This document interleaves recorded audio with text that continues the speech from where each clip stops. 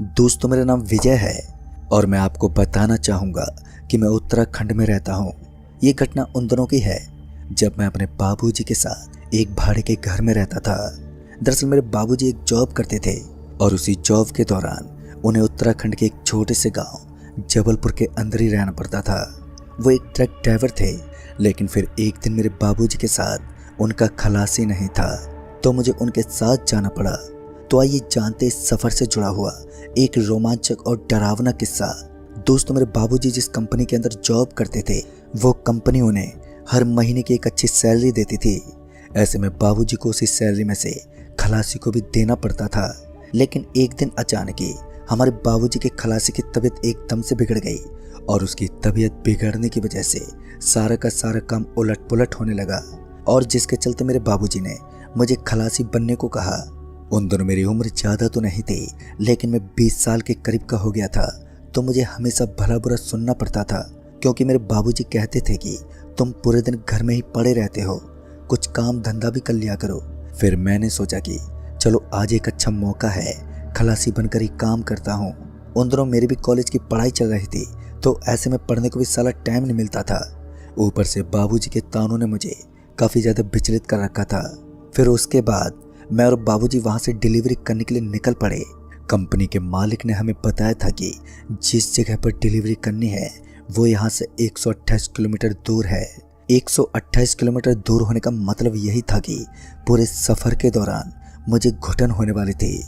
ऊपर से साधनों के अंदर बैठने के बाद मुझे उल्टी होने का मन भी करता है, क्योंकि मुझे गाड़ी और साधन में बैठना कुछ ठीक नहीं लगता और मुझे अजीब सा लगता है, जिस वजह से मुझे तो ये सफ़र बहुत ज़्यादा मुश्किल लगने वाला था।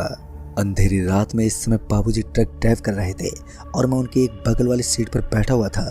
इसी बीच मेरे और बाबूजी के बीच उस रास्ते के बारे में कुछ बातें होने लगी। फिर थोड़ी सी दूर और आगे बढ़ने के बाद मेरे बाबूजी ने मुझे समझाते हुए कहा, आज तुम्हें जिस रास्ते का अनुभव होगा वो तुम्हें पूरी ज़िंदगी भर काम आने वाला है।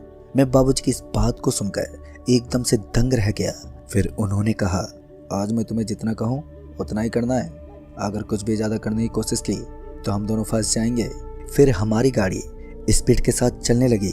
गाड़ी के आजू बाजू में जो पेड़ पौधे नजर आ रहे थे उन्हें देखकर मेरा सर चकरा रहा था, इसलिए मैं कुछ देर के लिए आंखें बंद करके बैठ गया। गाड़ी में बैठे बैठे मुझे ऐसा लग रहा था जैसे कि पूरी ज़मीन घूम रही है। खासकर घनी रात को तो मुझे हर चीज़ से डर लगने लगा था। शाम के 7:30 बजे के आसपास जब हम निकले थे तब भी मेरा मन कह रहा था कि मुझे नहीं जाना चाहिए, लेकिन इसके बावजूद भी मुझे अपने बाबूजी की बात मानकर यहाँ आना पड़ा। ऊपर से ये सफ़र भी काफ़ी ज़्यादा लंबा होने वाला था। अभी मैं फाटक के बगल में बैठकर चारों तरफ देख ही रहा था कि तभी मेरे बाबूजी ने कहा, देखो मुझे बहुत ज़ोर की प्यास लगी है, इसलिए तुमको पानी की बोतल भर के लाना है। उस समय काफ़ी ज़्यादा अंधेरा था और ऊपर से मेरा मन भी नहीं कर रहा था कि मैं ट्रक से नीचे उतर जाऊं, लेकिन बाबूजी की बात को टालने का मतलब था उनसे डांट सुनना, इसलिए ना चाहते हुए भी मुझे ट्रक से नीचे उतरना पड़ा। और फिर मैं ट्रक से नीचे उतरकर वहीं पर मौजूद एक हैंड पंप से पानी भरने लगा। मेरे बाबूजी ट्रक में बैठे थे। तभी मेरे बाबूजी मुझे आवाज़ देते हुए अपने पास बुलाने लगे, और जब बाबूजी की हरकत मैंने देखी तो मैं उनको एकटक घूरने लगा। मेरे बाबूजी अपने हाथ से इशारा कर रहे थे और वो मुझे जल्दी से ट्रक में बैठने का इशारा कर रहे थे, लेकिन मैं उनके इन इशारों को ठीक से समझ नहीं पाया और पूरी तरह से पानी की बोतल भरने के बाद ही वहाँ से निकल पड़ा। उसके बाद जब मैं उस पानी की बोतल को लेकर ट्रक के पास पहुँचा तो उन्होंने जल्दी से दरवाज़ा बंद किया और जल्दी से विंडो को भी एकदम से बंद कर दिया। अपने बाबूजी को इस तरह की हरकतें करता देख मेरा दिमाग खिसक रहा था, क्योंकि वो किसी पागल की तरह बर्ताव कर रहे थे।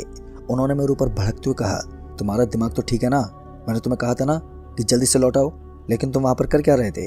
तुम जानते भी हो इस रास्ते में कौन रहता है? बाबूजी की बात सुनकर मैं उनकी तरफ देखते हुए बोला, लेकिन बाबूजी मैं तो पानी की बोतल भरते ही वहाँ से लौट आया था। तभी उन्होंने कहा कि उस हैंडपम्प के पास तुम्हें कोई नज़र नहीं आया? तो मैंने उन्हें मना कर दिया कि मुझे तो उस जगह पर मेरे अलावा कोई भी दिखाई नहीं दिया था, लेकिन आप ऐसा क्यों पूछ रहे हो? तो उन्होंने कहा, उस हैंडपम्प के पास मुझे एक महिला दिख रही थी और वो महिला अपने हाथ में केतली लिए खड़ी थी। ये सुनकर मैं बाबूजी पर हंसते हुए बोला, अरे बाबूजी, लगता है आपने कोई हॉरर मूवी देख ली है, इसलिए आपको ऐसा लगता है। लेकिन बाबूजी तो मेरे ऊपर भड़कते हुए बोले, ज़्यादा उछल मत और चुपचाप बैठे रहो, फिर उसके बाद हम वहाँ से निकलने लगे। बाबूजी अपने पानी की बोतल गटके रहे थे कि तभी उन्होंने पानी की बोतल को एकदम से विंडो से बाहर फेंक दिया।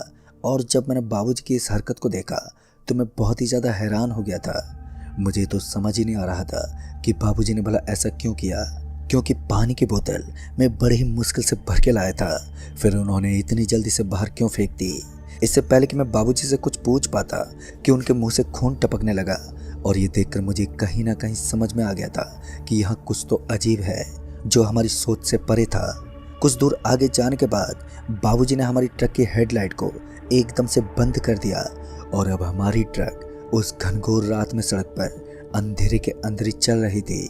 सामने की तरफ से आने वाली गाड़ी और बाकी साधन भी अब नजर नहीं आ रहे थे। सब कुछ मानो अंधेरे की चादर से लिपट गया था। एकदम गहरा अंधकार छा गया था। जितना मुश्किल बाबूजी को ट्रक ड्राइव करने में हो रहा था उतना ही मुश्किल मुझे ये सब देखने में हो रहा था, क्योंकि मैं घबरा रहा था कि कहीं ट्रक किसी चीज़ से ना टकरा जाए। लेकिन फिर मैंने अपने बाबूजी के दिमाग को भी देखा। दरअसल बाबूजी की ट्रक अंधेरा होने के बावजूद भी काफ़ी सही से रोड पर चल रही थी और ये चीज़ मुझे भी हैरान कर रही थी। फिर उसके बाद बाबूजी ने अपने ट्रक के हॉर्न को बजाना शुरू कर दिया। उन्होंने काफ़ी देर तक ट्रक के हॉर्न पर अपना हाथ दबाए रखा, जिससे वहाँ ट्रक का हॉर्न गूंजने लगा। फिर उसके बाद मैं और बाबूजी थोड़ा सा और आगे गए ही होंगे कि तभी मेरे बाबूजी ने कहा, बेटा अब अपनी आंखें बंद कर लो, क्योंकि अब जो होगा वो तुम देख नहीं पाओगे। बाबूजी की बात सुनकर मैंने झट से अपनी आंखें बंद कर ली, क्योंकि उन्होंने मुझे पहले भी कहा था कि मुझे वही करना है जो मुझे बाबूजी बताएंगे। उसके बाद मैं और बाबूजी थोड़ा सा और आगे गए ही होंगे कि तभी मेरे बाबूजी ने कहा, बेटा अब आंख बंद कर लो। और जैसे मैंने अपनी आंखें बंद की और तभी बाबूजी की सांस बहुत तेज चलने लगी। मेरे दिल की धड़कन भी अब तक इतनी ज़्यादा बढ़ रही थी कि मैं मन ही मन अपने तेज गति से धड़कते कलेजे को सुन सकता था। बहुत तेज हॉर्न देते हुए ट्रक आगे निकलने लगी। फिर कुछ देर के बाद ही जब ट्रक एक सड़क को क्रॉस करते हुए एक मोड़ के पास पहुंची तो वहां पर बाबूजी ने ट्रक थाम दी। और उसके बाद जैसे ही ट्रक रुकी तो मैंने झट से अपनी आंखें खोल दी। जैसे ही मैंने अपनी आंखें खोली तो मैंने देखा कि बाहर की तरफ मुझे 2 से 3 जने खड़े नजर आ रहे थे और उन सभी को देखकर मैं हैरान था। लेकिन फिर मेरे बाबूजी ने मुझे एक जोरदार चांटा मारा और मेरी आंखों के सामने अपना हाथ दे दिया। ये सब इतना ज़्यादा अजीब था कि मेरे सर के अंदर अभी भी मुझे बाबूजी के वो चांटे का सन्नाटा हो रहा था। कुछ देर के बाद ही बाबूजी की ट्रक फिर से स्टार्ट हुई और मैं अब आंख भी नहीं खोल सकता था। फिर मेरे बाबूजी ने धीमी आवाज़ में कहा, तुमने तो गलती कर दी जो हमें आते वक्त परेशान करेगी, वरना आते वक्त पूरा रास्ता साफ हो जाता। लेकिन आज कुछ हमारे साथ गलत हो सकता है। इतना कहने के बाद उन्होंने एक मेरी आंख के सामने से अपना हाथ हटा दिया। जैसे तैसे हम उस भयानक रास्ते को पार करते हुए वहाँ से आगे निकल गए। लेकिन उसके बाद जब हम उस रास्ते को पार करके वहाँ से आगे निकले तो हम डिलीवरी वाली जगह पर पहुँच गए। हमने सोचा कि आज रात हम यहीं पर रुक जाएंगे, लेकिन उसके बाद मालिक को पता नहीं ऐसा क्या जचा कि उसने फ़ोन करके बता दिया कि हमें आज रात ही वापस लौटना होगा, क्योंकि यहाँ ट्रक की सख्त ज़रूरत है। जब मालिक ने ऑर्डर कर ही दिया था तो अब ट्रक को पहुँचाने का काम भी बाबूजी का था। तो हमने ना चाहते हुए भी सारे सामान को उतार कर अब वहाँ से वापस निकलना था। फिर वहाँ के दुकानदार को बुलाकर हम सारा सामान उतारने लगे और उसके बाद सामान उतारते उतारते बाबूजी और उसके दुकानदार के बीच किसी रास्ते को लेकर कुछ चर्चाएं होने लगी। हालांकि उस वक्त मैंने उनकी बातों में ज़्यादा ध्यान नहीं दिया था। फिर उसके बाद हमने सारा सामान उतार दिया तो बाबूजी ने बताया कि यहाँ से दूसरा रास्ता निकलता है, लेकिन उस रास्ते के बारे में ना ही तो मैं ठीक से जानता था और ना ही बाबूजी उस रास्ते को जानते थे। ऐसे में हमें उसी रास्ते से वापस लौटना था जिससे हम यहाँ आए थे। उसके बाद जैसे हम वापस निकलने लगे तो उस दुकानदार ने हमें सुझाव देते हुए कहा, भाई साहब ज़रा संभल कर जाना, रास्ते में काफ़ी दुविधाएं आएंगी जो आपको हानि पहुंचा सकती हैं। उस दुकानदार की बात सुनकर मैं थोड़ा डर गया था, क्योंकि आते वक्त ही मैंने जिन चीज़ों का एहसास किया था वो किसी दहशत से कम नहीं थी। और अब तो बाबूजी ने भी बताया था कि जाते वक्त भी हमारे ऊपर खतरों का कहर मंडराने वाला है, जिस वजह से मैं और भी ज़्यादा डर गया था। लेकिन फिर मैंने सोचा कि अब जो भी होगा वो देखा जाएगा। उसके बाद मैं और बाबूजी ट्रक लेकर निकल पड़े। अब हमारी ट्रक की स्पीड धीरे धीरे बढ़ रही थी, तो वैसे मेरे दिल की धड़कन भी लगातार धड़के जा रही थी। इस बार बाबूजी ने बताया कि मुझे अपनी आंख बंद नहीं करनी है, क्योंकि इस रास्ते के अलग अलग नियम हैं, जैसे कि आते समय खलासी को अपनी आंखें बंद करनी होती है और सुना है कि बंद आंखों के साथ कोई भी माया इतनी जल्दी से किसी इंसान को छल नहीं कर सकती। इसलिए ही मेरे बाबूजी ने मेरी आंखों को बार बार बंद करवा रहे थे। फिर उसके बाद हम दुकान से निकले और लगातार 1-1.5 घंटे के बाद हम एक सुनसान पड़ी सड़क पर पहुंच गए। ये वही सड़क थी जहां कयामत छाई हुई थी और जहां पर हमने पहले भी दहशत को देखा था। हम बड़ी सावधानी के साथ आगे जा रहे थे, तभी मुझे ट्रक के डिवाइडर के ऊपर एक पानी की बोतल पड़ी हुई नजर आई। जब मैंने ध्यान से देखा तो मुझे पता चला कि ये वही पानी की बोतल थी जो बाबूजी ने आते वक्त रास्ते में फेंक दी थी। लेकिन इस वक्त पानी की बोतल को ट्रक में इस तरह गिरा हुआ देखकर मैंने बाबूजी को हाथ लगाते हुए कहा, बाबूजी ये पानी की बोतल तो आपने कुछ देर पहले ही नीचे फेंक दी थी, फिर ट्रक में कैसे आ गई? जैसे ही बाबूजी ने उस पानी की बोतल को देखा तो उनका पूरा चेहरा सफ़ेद पड़ गया, मानो उन्होंने कुछ अजीब देख लिया हो। उन्होंने फिर से उस बोतल को पकड़ा और उसे उठाकर वो जल्दी से ट्रक से बाहर फेंकने लगे। जैसे ही बाबूजी ने विंडो खोलकर उस बोतल को बाहर फेंका तो मैंने देखा कि अब उस बोतल का रंग बदल चुका है। वो पानी की बजाय अब खून के रूप में तब्दील हो गई थी। उस बोतल का इस तरह का रंग रूप देखकर मेरे तो रोंगटे खड़े हो गए।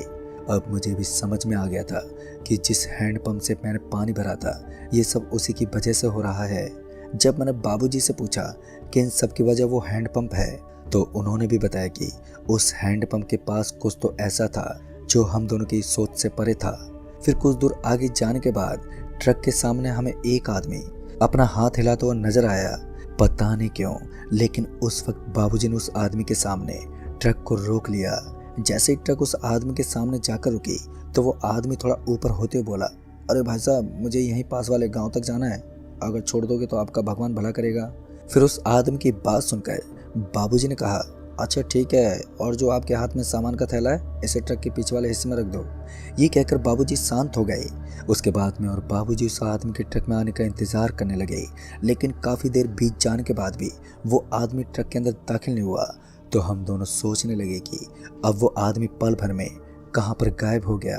अभी हम यही सोच रहे थे कि तभी बाबूजी ने झट से ट्रक का दरवाज़ा खोला और फिर वो नीचे कूद गए। मैं भी ट्रक के अंदर भला अकेला कहाँ रुकने वाला था और मैं भी बाबूजी के पीछे पीछे ट्रक से नीचे कूद गया। और फिर हम दोनों जैसे ट्रक के पीछे पहुंचे तो हमने देखा कि अब हम दोनों को ही ट्रक के पीछे कुछ दिखाई नहीं दे रहा था। वो आदमी पता नहीं कहाँ, लेकिन कुछ ही पल के अंदर ही वहाँ से कहाँ गायब हो गया। इस बात ने हम दोनों को ही हैरान कर दिया। तभी बाबूजी ऊपर से चढ़ते हुए ट्रक के पीछे वाले हिस्से में देखने लगे तो उन्हें ट्रक के अंदर एक पोटली नजर आई। वो पोटली कपड़ों से ढकी हुई थी तो उसमें कुछ दिखा नहीं। ऊपर से पीछे की तरफ काफ़ी ज़्यादा अंधेरा छाया हुआ था, तो हमें ये मालूम नहीं पड़ रहा था कि आखिर ट्रक के पीछे जो पोटली रखी हुई है उसमें है क्या। बाबूजी से रहा नहीं गया, वो सीधा उस पोटली के पास गए और फिर जैसे उन्होंने उस पोटली को खोलने की कोशिश की तो उन्हें उसके ऊपर एक चिट्ठी पड़ी हुई नजर आई। बाबूजी इस पोटली को देखते समझ चुके थे कि इसमें कुछ तो खोट है, वरना यहाँ इतनी रात को भला कौन अपनी पोटली एक सुनसान ट्रक के अंदर रख कर जा सकता है। उसके बाद जब बाबूजी ने उस पोटली के ऊपर रखी हुई चिट्ठी को पढ़ा तो उसमें लिखा हुआ था कि इस पोटली को दंगा घाट के पास वाले कुएं के अंदर फेंकना है। उसमें एक अच्छी बात ये थी कि वो कुआं सड़क के किनारे बना हुआ था, तो उस कुएं के अंदर पोटली गिराने में कोई ज़्यादा दिक्कत नहीं थी। लेकिन उसके नीचे जो था उसे पढ़कर तो हम दोनों के रोंगटे खड़े हो गए। उसके नीचे लिखा हुआ था कि ये पोटली मांस और खून से लदी हुई है, जितना जल्दी हो सके इसे इस कुएं तक पहुंचा दो, वरना कोई शैतान तुम्हारे साथ साथ इस ट्रक को भी जलाकर राख कर देगा। उस चिट्ठी के ऊपर लिखी हुई इस बात को देखकर मेरे और बाबूजी दोनों के रोंगटे खड़े हो गए। पहले तो हमें लगा कि शायद कोई हमारे साथ कोई घिनौना मजाक कर रहा है, लेकिन उसके बाद जैसे ही बाबूजी ने उस पोटली को उठाया और वो उसे बाहर की तरफ फेंकने लगे तो पता नहीं कैसे, लेकिन उस पोटली के अंदर से सफ़ेद रंग का धुआं निकलने लगा। फिर अचानक ही बाबूजी की नज़र वहीं पर बैठी सफ़ेद साड़ी वाली एक महिला पर पड़ी, और जब मैंने भी उस महिला को देखा तो मेरा पूरा शरीर थर-थर कांपने लगा। हम दोनों की हालत पतली पड़ती जा रही थी। हम दोनों को समझ में नहीं आ रहा था कि अब हम करें तो करें क्या। तभी बाबूजी ने कहा, तुम जल्दी चलो और ट्रक के अगले हिस्से में बैठ जाओ। उसके बाद बाबूजी की बात सुनकर मैं जल्दी से भागा और भागते हुए ट्रक के ड्राइविंग हिस्से में पहुंच गया। बाबूजी मेरे पीछे पीछे भागने लगे और जब हम ट्रक के अंदर बैठ गए तो हमें ट्रक के सामने वाले कांच पर किसी के लंबे लंबे बाल नजर आने लगे। मुझे यकीनन ये तो पता चल गया था कि ये बाल उसी भयानक महिला के हैं जो सफ़ेद साड़ी पहने हैं। तभी मेरे बाबूजी ने कहा, इस भयानक चुड़ैल से बचना आसान नहीं है। अगर इससे बचना है तो हमें यहाँ से जल्दी निकलना होगा। लेकिन जैसे बाबूजी ने ट्रक स्टार्ट करके वहाँ से निकलने की कोशिश की तो उस चुड़ैल के बालों ने हमारे ट्रक के कांच को पूरी तरह से ढक लिया और अब हमें सामने की तरफ नजर आने वाला नज़ारा देखना भी बंद हो गया था। मैं और बाबूजी पूरी तरह से टेंशन में आ गए थे। हम दोनों का शरीर भी अब हमारा साथ नहीं दे रहा था। पूरे शरीर में कंपन हो रहा था। बाबूजी ने ट्रक को वहीं रोक दिया। तभी हमारे कान में एक बेहद भयानक आवाज आई, इस पोटली को उस कुएं के अंदर डाल देना। अगर तुमने ऐसा नहीं किया तो तुम्हारा ट्रक और तुम भी जलकर खाक हो जाओगे। उस महिला की चेतावनी ने हमें और भी ज्यादा डरा दिया था और उस पोटली को उस कुएं के अंदर डालने के लिए मजबूर कर दिया। लेकिन फिर हमें उस चिट्ठी से ये भी पता चला कि जो भी इंसान उस कुएं के अंदर पोटली डालने की कोशिश करता है या फिर उसके अंदर पोटली को डाल देता है तो उसकी मौत हो जाती है। महज कुछ ही पलों में वो आदमी भी किसी सफ़ेद साड़ी की तरह सूख जाता है, यानी कि पूरा का पूरा खून सूख जाता है और वो भी लाश के रूप में बदल जाता है। अब हमारे सामने दुविधा खड़ी हो गई थी कि अब हम करें तो करें क्या, क्योंकि हमने इस पोटली को कुएं में नहीं डाला तो फिर हमारा मरना तय था। जिस आदमी ने हमें पोटली थमाई थी वो एक नॉर्मल इंसान था जिसने हमें चकमा देकर हमें इस बुरे संकट में फंसा दिया था। खासकर हम पहले भी उस औरत को देख चुके थे क्योंकि हमने उसके हैंडपंप के साथ छिड़कानी की थी और कहीं ना कहीं वो कुआं भी उस हैंडपंप के अगल बगल में ही था, यानी कि वो पूरा इलाका इसी चुड़ैल का था। मगर चेतावनी देने के बाद उस औरत का दिखना बंद हो गया और फिर वो एकदम से गायब हो गई। उस औरत के गायब होते ही ट्रक के सामने का नज़ारा दिखने लगा। मैं और मेरे बाबूजी हम दोनों पूरी तरह से अब परेशान हो चुके थे। हमें तो समझ में नहीं आ रहा था कि अब हम क्या करें। जैसे तैसे बाबूजी ने ट्रक को आगे बढ़ाया और सड़क पार करने लगे। जिस कुआं के अंदर इस पोटली को डालना था अब उस कुएं की दूरी यहाँ से महज थोड़ी ही दूर थी, लेकिन बाबूजी ने ट्रक की स्पीड को बढ़ाना शुरू कर दिया। जैसे ही हमारी ट्रक उस कुएं के पास पहुंचने लगी तो ट्रक के अंदर ब्रेक सा लगने लगा। बाबूजी ट्रक को रोकना तो नहीं चाहते थे, लेकिन इसके बावजूद भी ट्रक एकदम से रुकने लगी और फिर वही हुआ जिसका हमको डर था। कुछ दूर आगे जाते ही हमारी ट्रक एकदम से रुक गई और बाबूजी ने ट्रक को स्टार्ट करने की बहुत कोशिश की, लेकिन ट्रक तो स्टार्ट ही नहीं हुई। अब हमारे पास एक आखिरी रास्ता बचा था, इस पोटली को इस कुएं के अंदर डालना ही होगा। मेरे बाबूजी उठे और अपनी आंखों में आंसू लिए उस पोटली को अपने कंधे पर उठाकर उस भूतिया कुएं की तरफ चल पड़े। अभी मैं भी अपने बाबूजी के पीछे पीछे चलने ही वाला था कि उन्होंने दरवाजे को बाहर से कस के लॉक कर दिया और मुझे ट्रक में ही कैद कर दिया। अब मैं अपने बाबूजी की जिज्ञासा को समझ गया था कि वो मुझे ट्रक में छोड़कर खुद उस कुएं के अंदर इस पोटली को डाल देंगे और जो भी नुकसान होगा उनके शरीर का ही होगा। मैंने बहुत ज़्यादा कोशिश की दरवाजे को तोड़ने की, लेकिन मैं दरवाजे को तोड़ नहीं पाया और फिर मैंने किसी तरह ट्रक की विंडो को अपनी लात से एकदम से फोड़ डाला। लेकिन जब तक ट्रक की विंडो टूट जाती तब तक मेरे बाबूजी उस कुएं के अंदर उस पोटली को डाल चुके थे। जैसे मैं उनके पास पहुंचा तो वो छटपटा रहे थे। कुछ देर के बाद ही मेरी आंखों के सामने मेरे बाबूजी ने दम तोड़ दिया और मैं वहीं तड़प तड़प कर बुरी तरह से रोने लगा। मेरे पास अब और कुछ चारा भी नहीं था, बस मैं अपनी आंख में आंसू लिए वो नज़ारा देख रहा था।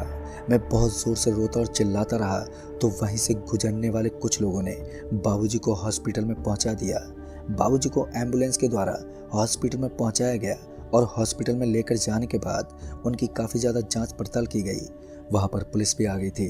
डॉक्टर ने बाबूजी के शरीर का पोस्टमार्टम करने की कोशिश की, लेकिन इसके लिए मैंने साफ मना कर दिया और फिर बाबूजी को एक्सीडेंट की मौत का दर्जा दिया गया। हालांकि मैंने इस घटना के पीछे की सच्चाई जानने की बहुत ही ज़्यादा कोशिश की, लेकिन बस कुछ लोगों का मानना था कि जो भी उस जगह को यूज करने की कोशिश करता है आत्माएं उसी के पीछे पड़ जाती हैं। जिस आदमी ने हमारे हाथ में ये पोटली थमाई थी वो आदमी कोई नॉर्मल इंसान नहीं था, बल्कि किसी अघोरी का कोई शैतान था जिसने हमें गलत फहमी में डालकर वो पोटली हमें थमा दी, जिस वजह से उनकी ज़िंदगी भी उनसे दूर चली गई। सब लोग इसी बात को मानते हैं कि वहाँ पर सब कुछ बहुत ज़्यादा हॉन्टेड है, वहाँ की हर एक चीज़ मौत का दावा करती है। और दोस्तों, ये मेरी ज़िंदगी का एक ऐसा सफ़र था जिसने मुझसे मेरा सब कुछ छीन लिया था। बचपन में मेरी माँ गुजर गई और अब मैं अपने पापा को भी खो चुका हूँ और मैं अपने पापा की इकलौती संतान था। दोस्तों, उस दिन के बाद मैं पूरी तरह से टूट गया था। 2-3 महीने तक ऐसा ही चलता रहा, लेकिन फिर धीरे धीरे सब कुछ नॉर्मल होने लगा और लगभग 4 साल बाद मैं एक डॉक्टर की जॉब में लग गया। मेरे पापा का एक सपना था कि मैं एक दिन एक अच्छा डॉक्टर बनूं और लोगों की मदद कर सकूं, और आज मैं उस मुकाम पर हूं। अब मैं एक अच्छी फैमिली के साथ रहता हूं, लेकिन मुझे दुख तो इस बात का है कि मैं अपने पापा को बचा नहीं पाया, और अगर वो जिंदा होकर मेरा ये मुकाम देखते तो आज हमें कितनी ज़्यादा खुशी मिलती। तो दोस्तों, इस कहानी में बस इतना ही। कहानी आपको पसंद आई हो तो वीडियो को लाइक शेयर जरूर कर दें, और साथ ही हमें नीचे कमेंट बॉक्स में ज़रूर बताएं। तो मैं आपका दोस्त राजकुमार जल्द ही मिलूंगा ऐसी एक और नई कहानी के साथ। तब तक के लिए बाय एंड टेक केयर।